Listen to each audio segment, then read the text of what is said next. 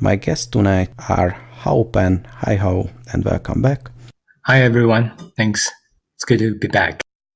Adam Heinermann. Hi. Yeah, hello. And the last minute guest, and the reason for the last minuteness of the guest will be revealed shortly. Hannes Bredberg. Hey Hannes. Hey, what's up? It's nice to be back. So some topics I would like to go over. First, for the audience, the warm-up topics.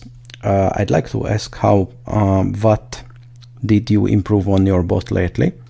Did you add anything new since the last tournaments? Well, so for build order strategy wise, I only added the so-called BBSB, the barracks supply barracks early game rush strategy, inspired by Salazar or Velico Random, because he had some success with this strategy against some of the I wouldn't say top, but at least some decent Protoss opponents. So I added that and worked a little bit on the Marine Micro. But that's all to it. The new stuff. Besides that, yesterday I updated my bot so it can use BWAPI 4.4.0 right now. The update process wasn't as bad as I expected because I'm just bad at updating stuff and setting things. For example, a CDocker.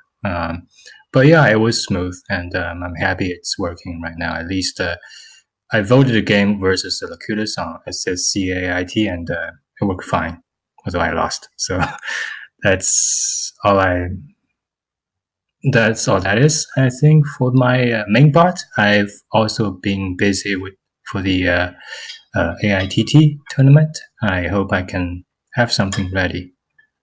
Yeah, we eagerly await the AITT results. The allotted space is really not that much. And speaking of BWAPI 4.4, it seems to me that a lot of bot authors did make the switch, and it was really seamless. So it is a good version, and so far no bugs have been found. Or am I missing that? Well, as far as I'm gonna answer this because I believe this was directed at me, but I haven't heard about any bugs. So far, so good, I guess. That's awesome news. And BWAPI related news. Last week we found out that Nightcat is on the team that develops BWAPI 5, so it is actively coming, and we are rejoiced by that fact. But Adam, you are also somewhat, you also have some insight into the project, right? Yeah. I've been helping out. Thing about someone else actively contributing to the project is now I feel obligated to take a bit more time and contribute my own. So Broodware API 5 is coming along now. We're just kind of getting over the initial hurdle of getting the new project setup working, and then we'll move into kind of the major architectural changes that we planned for it. Any of those public? Yeah, so the original design that I wrote is public. There's also a roadmap, which I didn't really share, but I can share that too. And all the commits on the Broodware API 5 branch are public. Yeah, or you can just explain that in the cast right now. I think we are very curious what's in stock for Broodwar API. Yeah, so one of the big changes for bot owners to know about is the classes you interact with. They're no longer pointers, but values backed by an ID and a reference. And this is going to be the new interface going forward. There is backwards compatibility there because we overloaded the kind of arrow operator.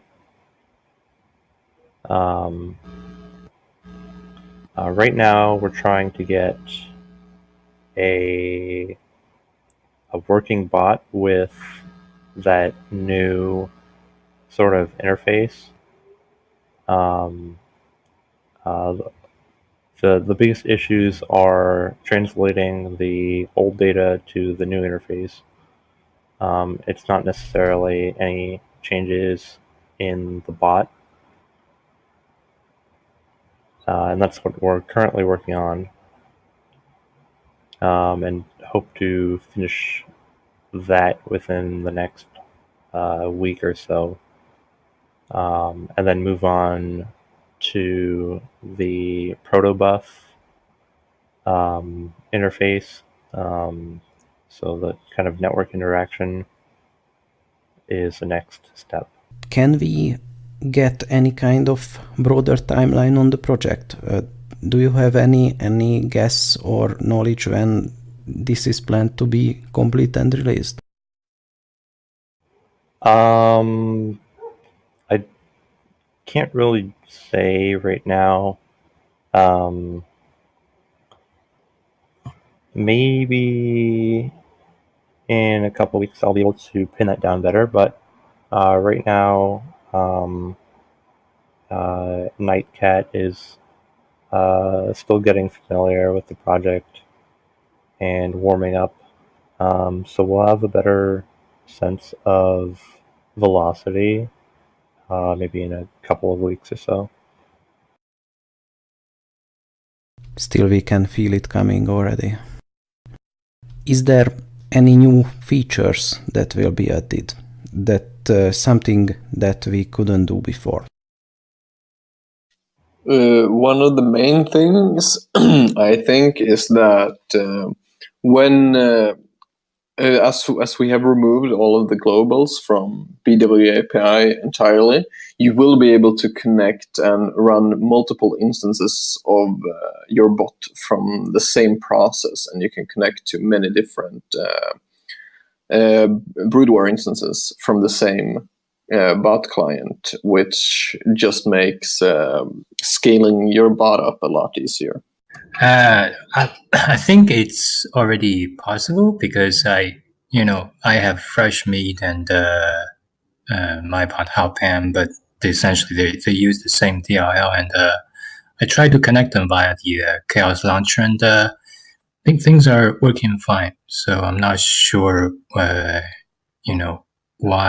would you remove the globals to, or what kind of problems there are when I try to connect to the same bots right now.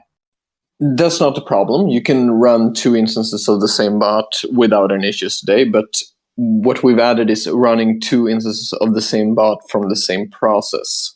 Gotcha. I must admit I don't know the code base that well for this to make any meaningful sense for me, but I guess it's good news. And and also, to be honest, BWAPI should be deterministic too at this point. So you should be able to pretty much store your the BWAPI state and reload it, and you should be able to basically replicate game states, which is good for error debugging and whatever else. That is actually awesome news. because this was a great problem. And I think we touched on the subject that it would be great to restore game state, and not just the replay itself, but the stats of the units and everything else. And being the game being deterministic is actually a problem in esports as well. I just recently read an article about it. It was about League of Legends engineer teams struggles with this. They have an engineering blog at Riot Games. It's very interesting from a developer perspective. So even if you don't like League of Legends, I'm sure you do, but even if you don't, it's really good, and they touched these kind of problems. They talked about technical depths and how to classify it, and among other things, this problem, how to pause a game and roll it back to a state. And they did that, so they can even pause and roll back a live game if a bug is detected. And you can imagine in an esport tournament where there are major prizes, it can be a real advantage. Yeah, sure. I was just about to say that that's really important for bot developers too. If you have a kind of crashing bug and you have a single game out of hundreds of thousands where it happens, it would be perfect to be able to reload that game and instantly see where things go wrong and capture it in your debugger or whatever you want to do. Yeah, basically you have to do code scene investigation every time and just hope to get the same bug. And you have no chance to do that in SSCIT ladder. Speaking of that, did you have any really hard bugs to track down in your bots? I'm really curious, because even though my bot is very basic, I had some beach bugs. Oh yeah, to be honest, I think that happens to everyone. You always have some kind of iterator invalidation bug where you miss to assign something to something else, and yeah, it's a mess. Even my bot has bugs to me, if I gotta be honest. But I kind of think I've managed a good coding style to minimize them as much as possible, but yeah, I get bugs too. I was hoping for some war story and example about that. I don't really have that bad of an example, to be honest. They mostly have been it crashes in this game in 1 in 1,000 games, and I look at the code based on the addresses, and I just that's this code. I'm missing a double equal sign. I'm doing equals instead of double equals here, and yeah, I haven't had any critical nightmare tier bugs so far in my bot. Yeah, so I was going to say I've been recently working on fixing a bug where my bot, I think it was trying to access the info of the enemy, for example, the building and the unit. But then a crash could happen when the opponent abruptly exited the game because it thought maybe I'm going to lose the game. So I've talked about this with Hannes, and it was related to my deconstructors not being ordered properly, and this bug is also very nasty because it only happens maybe, I would say, 1 out of 20 games, and when I'm winning and the opponent still has some stuff left, and then the opponent left the game regardless. Or let's say it only happens once per 2 days on Basil. So so it has been giving me the headache right now. I'm working on a immediate band-aid solution to that, but I think the ultimate solution would take much more time. But yeah, so that's my story, and I think the same problem happened to Iron as well. It's I've heard people talking about it crash on game end or when it's winning, when the opponent try to exit the game. Similar situation. So yeah, that's something unfortunately I have to fix. Otherwise, losing to, for example, especially low ranked opponents would drop my elo very, very hard. That's my story. Yeah, just like finding out that it is that your opponent's leaving early to cause you to crash is kind of hard. And I remember that was kind of an annoying process for us. So I was like, yeah, you're crashing on game, and we got to take a look at your destructors. And then it's like, yeah, okay, this is triggering in the wrong order. And like, this is trying to access a destructed object. And like, yeah, everything is horrible. I hate those kind of bugs, but they do happen. Yeah, unfortunately, this is my life. Imagine if your bot playing the shitty flute crashed the other bot. Oh yeah, I would never have a bug like that and totally never not bother to fix it. Understandable. Okay, so moving on from bugs, the next big great topic is a favorite of mine, and for the last few episodes we were munching over it. It's the popularity of this scene, the Brood War AI scene and Brood War in general. And the reason I'm bringing this up again is because the Pylon show, which is a considerably more popular and better known show, just did a episode on Brood War itself. And it was interesting. I don't know if you listened to it. There were a lot of great things said. And basically the conclusion was people thought this was a dead game 20 years ago and 10 years ago and 5 years ago. And it seems to be on the upswing yet again. And of course, maybe Brood War Remastered is behind that, but hey, Brood War is just a great game and it will never die. The first thing is that it's amazing that new bugs or exploits are still being discovered. Two of them were mentioned. The first is not that interesting, it's just instantly attack with a vulture after laying a mine. I mean, that's marginal benefit, but I think we can code that very easily. I think it was stopping the vulture right after the mine is laid. Just issuing the stop command. I don't know. Perhaps have you implemented something like that, or did you notice that already? I don't know anything about it, but I think I've seen people use it. But I know no details about it. Right, I'm not aware of it either. Yeah, it's just marginal thing. And the other is more interesting is you can apparently morph hallucinated Templars and get free Archons potentially.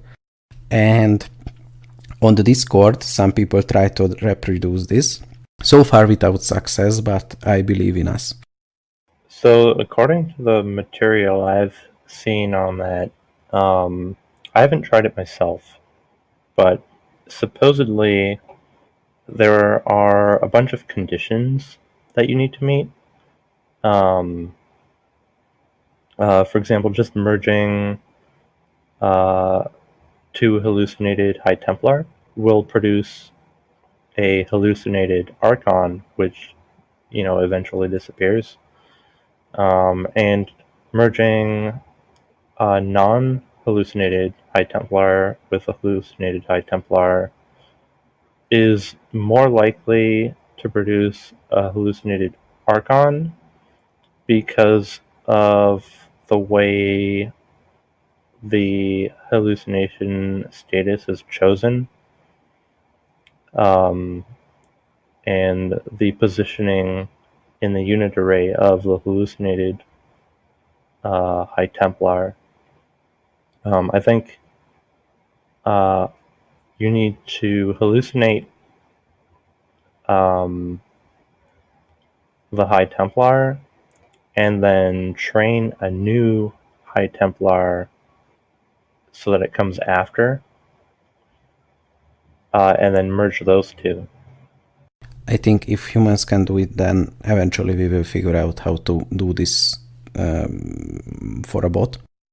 And about that, I'm 99% sure it's not going to be doable in BWAPI, just because BWAPI will check if you're trying to merge with the hallucination and just stop the command before sending it to StarCraft.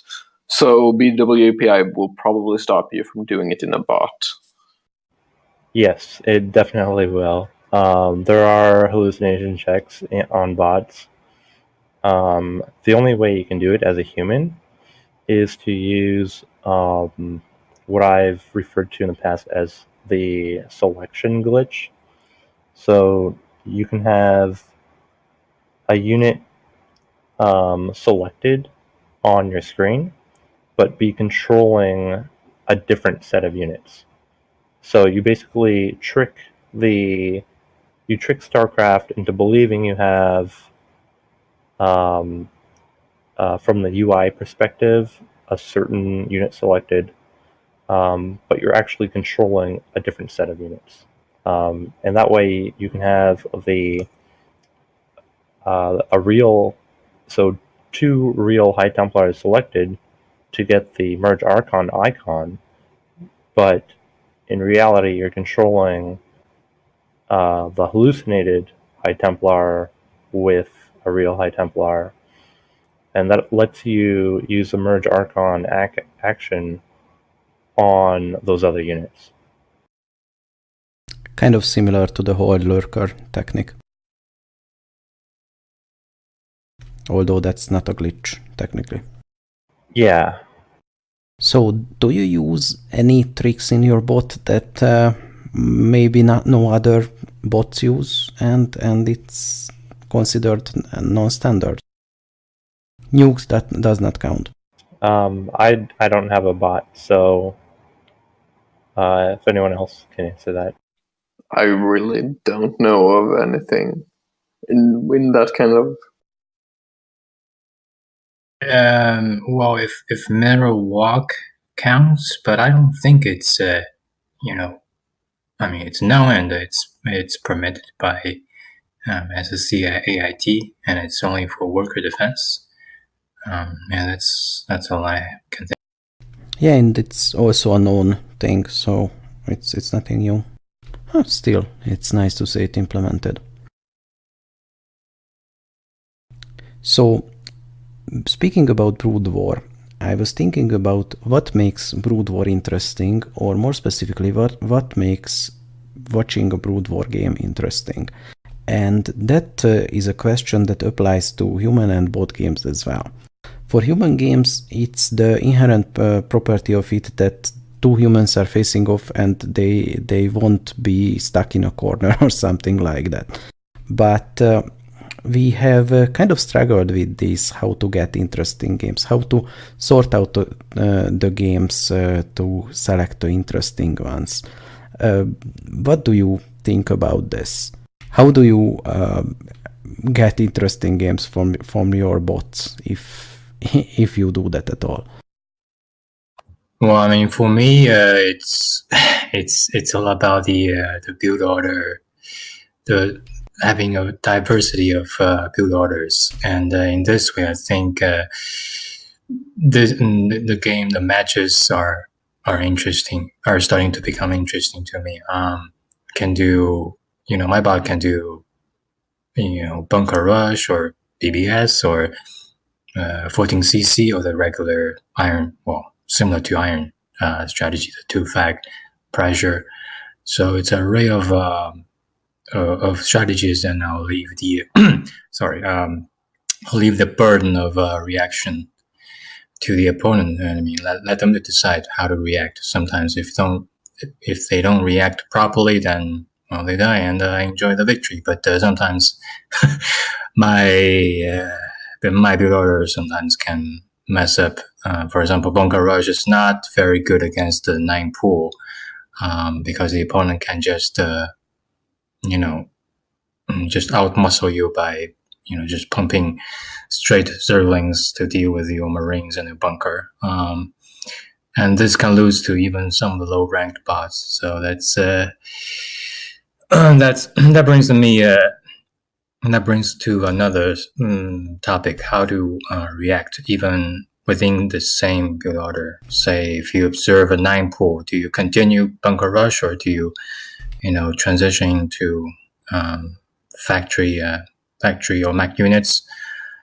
That's kind of thing that that make the game interesting to me. Yeah, I like watching people when they do creative things, new kinds of micro, new kinds of build orders, which he talked about, and just generally interesting. Yeah, it's so hard because there's just so many things I just find interesting, which doesn't mean a lot to someone who doesn't understand, so doesn't watch the game. And like, what can I say? It's interesting to see games played in new ways that you haven't thought about before. I think that's a good summary. And Nepeta makes a good job of narrating games that are interesting and narrating games that are not interesting as well. Yeah, so I was thinking about a game between the human player and the Velicorentum. There are matches arranged between a human player and the AIST winner. And there's one game out of the 4 games happened. I think the human player, he's using a Terran, and I think his army was tiny, only had a couple of vultures, maybe 1 or 2, but the opponent had maybe, I would say, at least 3 or 4 Dragoons. So in a head-on battle, the vulture will just lose, right? It just does not have the firepower, the health to withstand. But the human player, he strategically laid down the mines at near the choke point and some of the important spots as an emergency measure. And because at that point I thought the human player was just going to be losing, or just because the difference between the armies is so big. But it was the reactions, the decision making that made that game very, very interesting to me. It's funny how vultures have become one of the most valuable units, and when I was starting to play StarCraft, they were considered basically useless.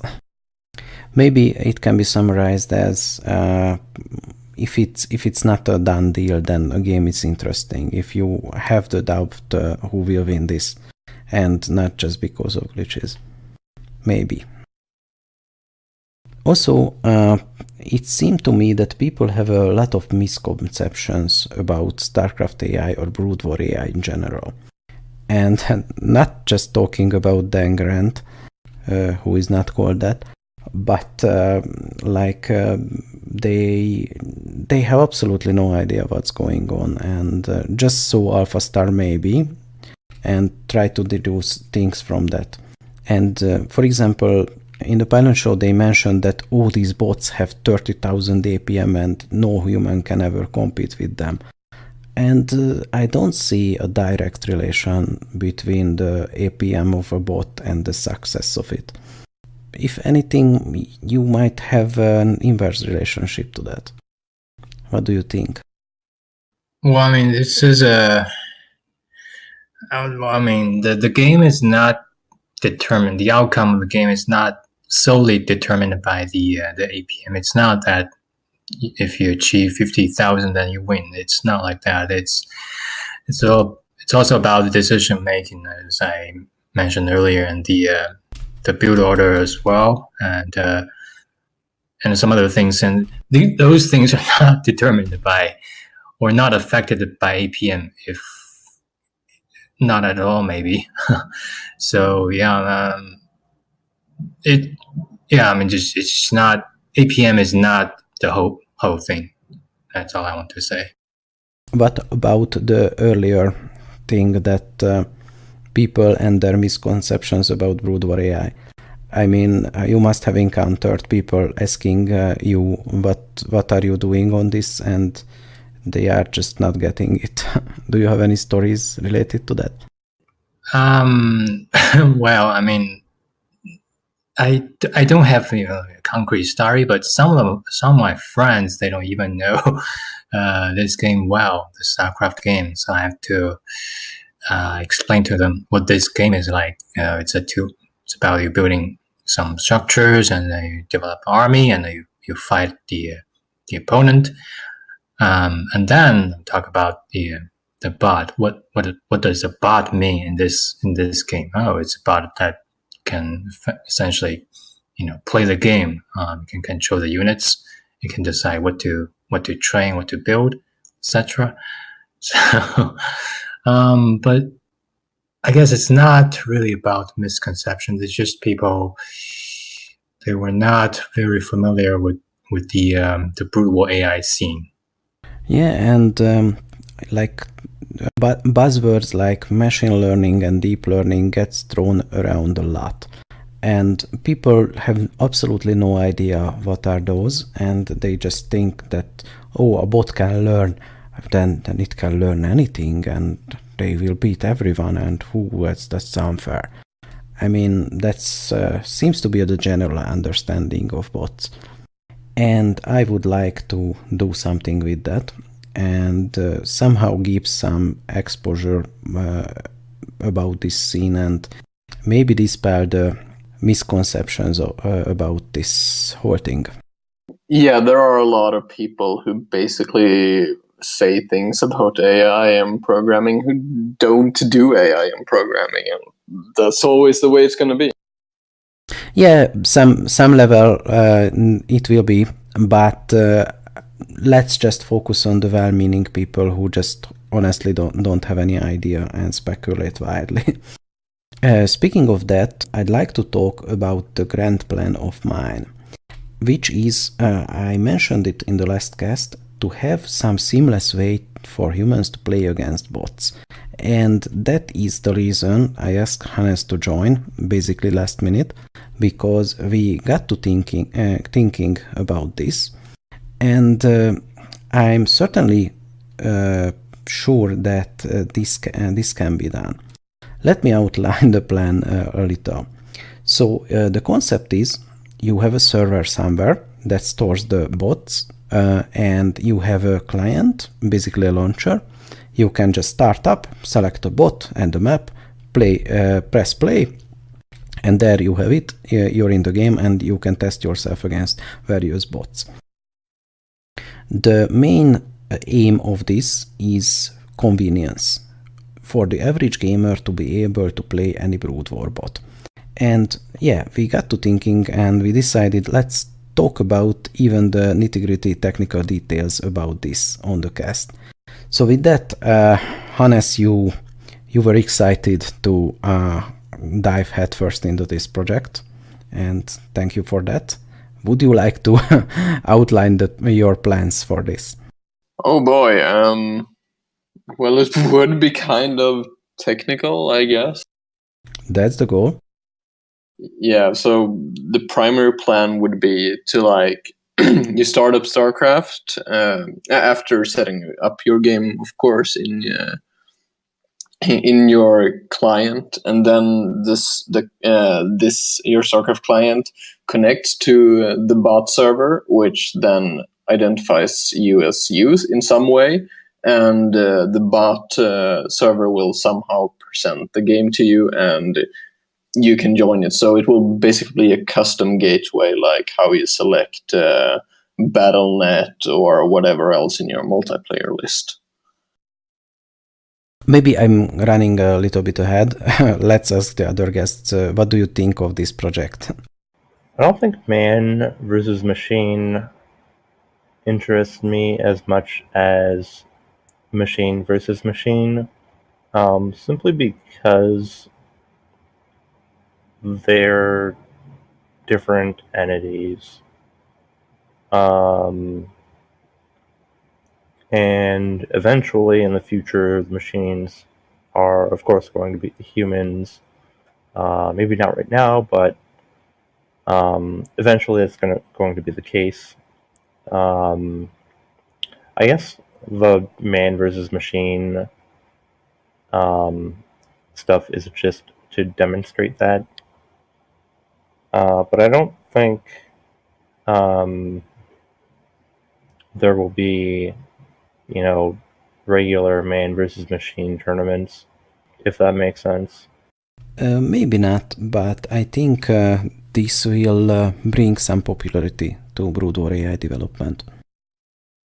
Yeah, that's true. I mean, for me, I'm not sure about the purpose of such league. But if there were to be such a league, I would hope it's a league designed to measure the strength of each bot against different human players. I mean, the underlying concept is, well, the purpose for me to have such a league is that I would like to find out what exactly is the weakness of my bot or a certain bot by playing games against human players. For me, right now, there's little to no incentive to have a very competitive league where the bot and the human they just compete with each other and fight for the top title. I don't think there's any point because the difference between the bot and the human is still very, very huge. But yeah, I mean, back to my point, I would hope for such a league where I can measure or I can improve the bot's gameplay by having a bot play against human players and observe from the lost games. I mean, mostly the games that they lose to the human players. Sometimes maybe even from the games they win, but I don't think that'll be the case. So in this way, you can stimulate the AI development further. The purpose of this league, well, let's not call it league just yet. It's basically just a ladder. It's twofold. For developers, is simple. Can you make a good enough AI that it beats human players or a vast majority of human players?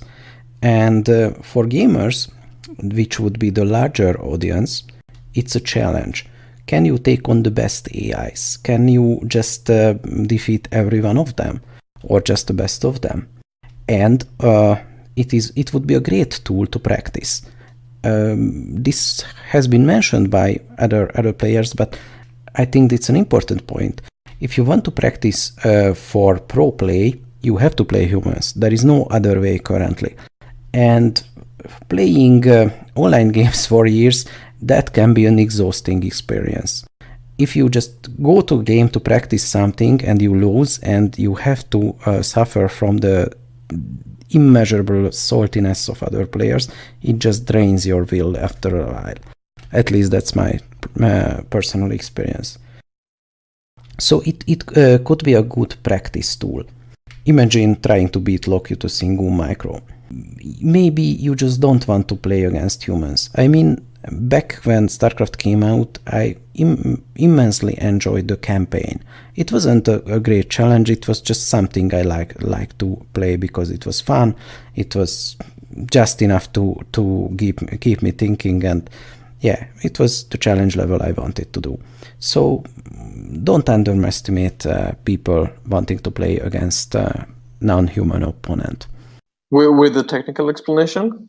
Sure, I think it's a very interesting idea to be able to allow people to fight bots easier, because now it's kind of a hassle to set up, and not having to run the bot locally, that is, someone else handles hosting the bot for you. I think that's a very good first step, because there's a lot of things you have to set up, directories and everything. Even though Drop Launcher does make it a lot easier, it's still a little bit difficult for non-technical people.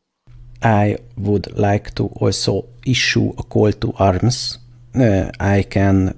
I'm accepting any kind of help on this project, but I will eventually get it together somehow. First, most importantly, it needs a good name, and I haven't been able to figure one out yet. If it's up to me, I will name it the stupidest thing that I possibly can. You have to make sure that that it's something really stupid when the acronym for it. Like FAP.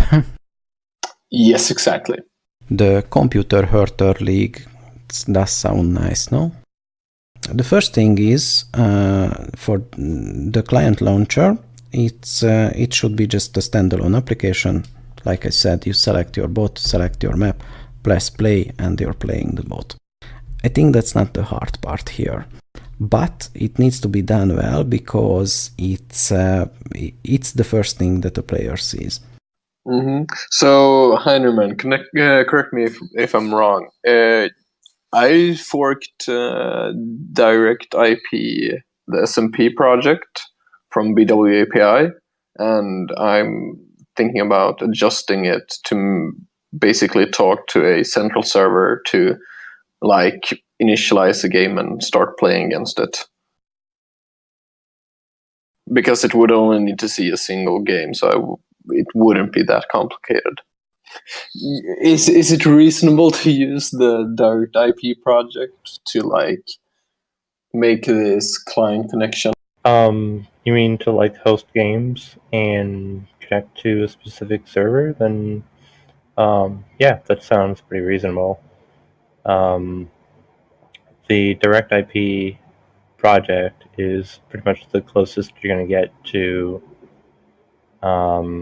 being able to create any network interface for StarCraft, at least 1.16.1.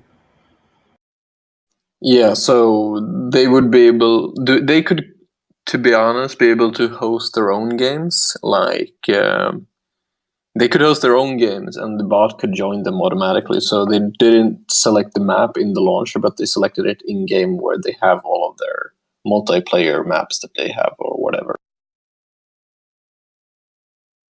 Yeah, that's just a small detail where you actually select it, I think.